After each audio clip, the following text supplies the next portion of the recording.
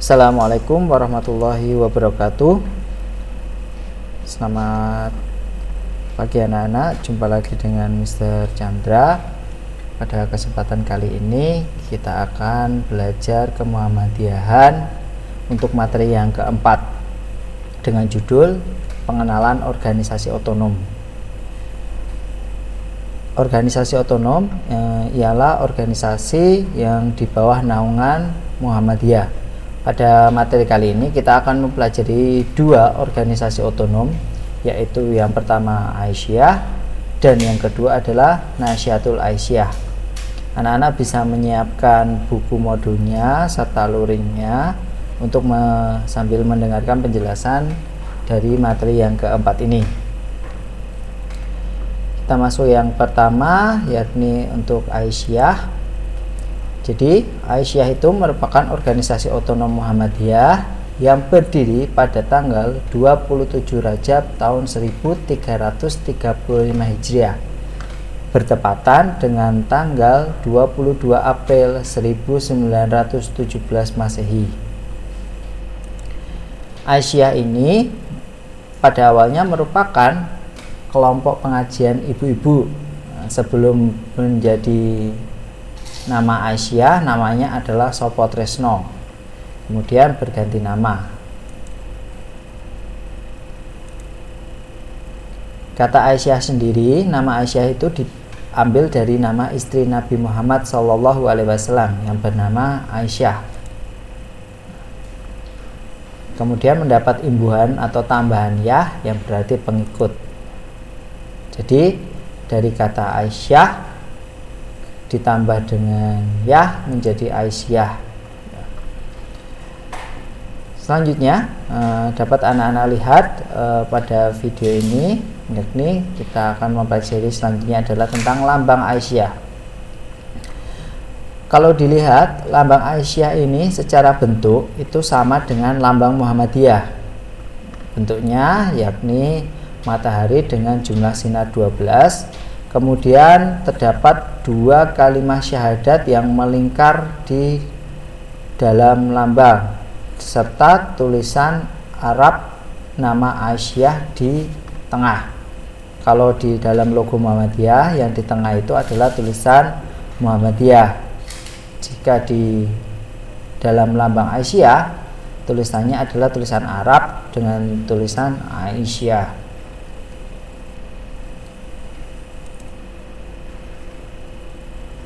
Nah, kemudian kita lanjut mengenal amal usaha Aisyah. Aisyah ini merupakan organisasi otonom Muhammadiyah yang mempunyai banyak sekali amal usaha di dalam berbagai bidang. Di sini Mister hanya menyebutkan beberapa contoh saja amal usaha. Yang pertama adalah Taman Kanak-kanak Bustanul Atfal atau biasa kita kenal dengan TK Aba. TK Aba ini merupakan amal usaha Aisyah di bidang pendidikan anak usia dini.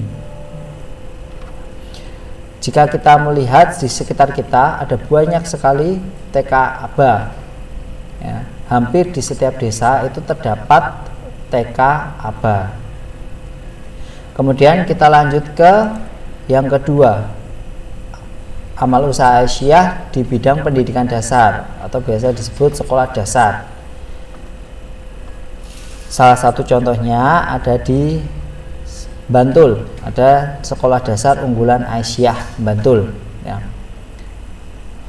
Kemudian masih di bidang pendidikan juga, Aisyah mempunyai amal usaha dalam bentuk sekolah tinggi dan universitas.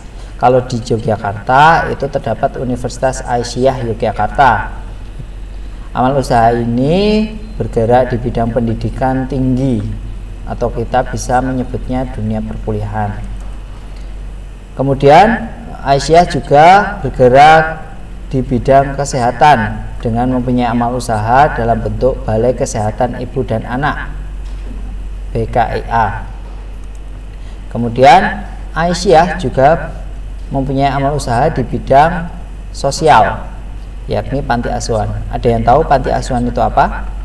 Panti asuhan merupakan amal usaha yang bergerak di bidang sosial dengan tujuan untuk pendampingan anak-anak yang duafa, kemudian yatim piatu yang di situ membutuhkan dukungan atau pendampingan.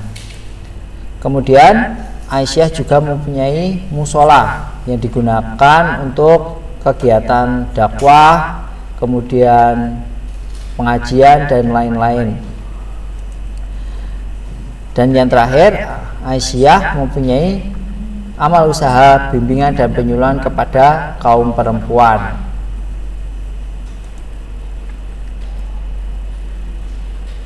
Kemudian kita lanjut ke organisasi otonom yang kedua, yaitu Nasyiatul Aisyah. Seperti namanya, Nasyiatul Aisyah. Kalau tadi Aisyah itu merupakan perkumpulan ibu-ibu, Nasyiatul Aisyah itu merupakan perkumpulan pengajian remaja putri di bawah naungan Muhammadiyah. Nama sebelumnya, sebelum menjadi Nasyiatul Aisyah, namanya adalah Siswa Proyo Wanito. Kemudian didirikan di Yogyakarta pada tanggal 16 Mei tahun 1931 Masehi. Kemudian kita masuk ke lambangnya. Ya. Jika kemarin ada yang bertanya, loh Mister, ketika kita searching di Google, kenapa lambang Nasyiatul Aisyah itu ada berbagai macam warna? Nah, di sini Mister sampaikan untuk logo atau lambang yang Mister tampilkan ini adalah yang pertama kali dibuat. Bisa anak-anak lihat, lambang ini seperti ditulis dengan tangan dan berwarna hijau. Namun untuk yang bentuknya, ketika anak-anak searching di Google itu semuanya sama. Kita pelajari bentuknya. Yang pertama, bentuk dari lambang Nasyiatul Aisyah itu adalah seuntai padi. Ya, seuntai padi dengan jumlah butir 12. Bisa anak-anak hitung, jumlah butir padinya ini ada 12. Kemudian memiliki 4 tangkai. 2 tangkai yang menghadap ke atas dan 2 tangkai yang menghadap ke bawah. Kemudian di bawah untaian padi ini terdapat pita yang memiliki tulisan Al-Birru Manittaqo. Kemudian kita masuk ke penjelasannya. Nah, makna dari lambang Nasyiatul Aisyah. Yang pertama, makna dari simbol padi, untaian padi itu adalah padi jika dia sudah menguning, sudah hampir panen, maka dia akan semakin merunduk. Nah, ini sebagai manusia juga, semakin bertambahnya ilmu, maka harus semakin tawadhu atau rendah hati. Artinya, jika orang itu berilmu, maka harus semakin rendah hati, tidak boleh sombong. Kemudian makna yang kedua, 12 butir padi itu melambangkan 12 langkah Nasyiatul Aisyah. Sedangkan untuk tangkai yang menghadap ke atas dan yang menghadap ke bawah ini itu seperti pepatah, yang patah akan tumbuh, yang hilang akan berganti. Artinya di dalam organisasi Nasyiatul Aisyah ini, kaderisasi itu akan terus berjalan. Kemudian tulisan Al-Birru Manittaqo yang menjadi semboyan dalam lambang ini itu diambil dari surat Al-Baqarah ayat 189 yang berarti bahwa kedudukan tertinggi di sisi Allah adalah orang yang bertakwa. Jadi orang yang bertakwa itu memiliki kedudukan yang paling tinggi di sisi Allah. Demikian untuk penjelasan terkait pengenalan organisasi otonom pada kesempatan hari ini. Kurang lebihnya mohon maaf. Wassalamualaikum warahmatullahi wabarakatuh.